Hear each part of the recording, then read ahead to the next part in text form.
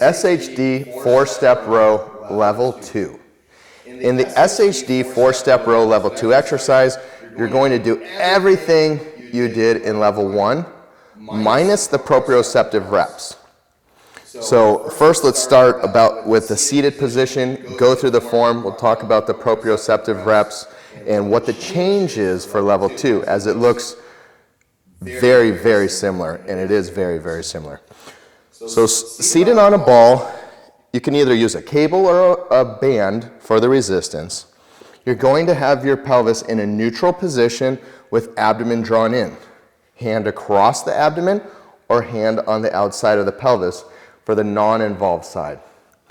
For the involved side, you're going to keep good erect postural alignment in the spine, and the ear will stay over the middle of the shoulder throughout the entire form, keeping a lordotic curve in the cervical spine.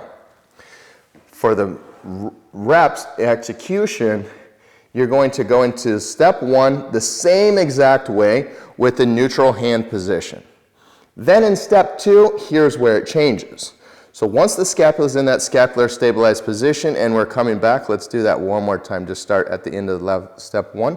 So we're going to draw in step 2, we're going to go into wrist or hand supination as we draw into level 2.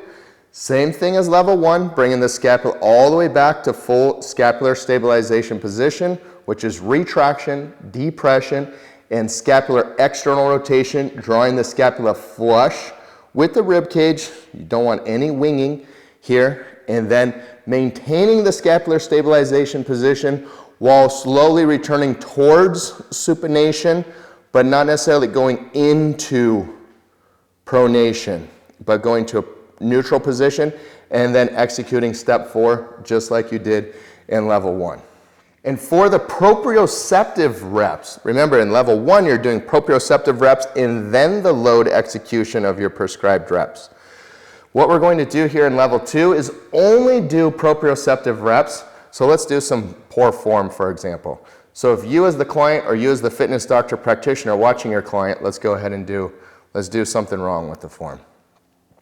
Yeah, so if some form is off, if the head is jutting forward, if your shoulder's going forward, you catch these things, then what you should do is say, okay, I wasn't quite perfectly prepped to be executing this yet. Even if you have a couple reps that are off, go ahead and do some proprioceptive reps first. Make sure that they're done absolutely perfectly. And you can do anywhere between like 5 and 10 or 15 if you really need that. But if you're in level 2, you've already done the form perfectly in level 1, so you shouldn't really need that. But in level 2, the proprioceptive reps are only there and added if needed. It's not part of the actual level.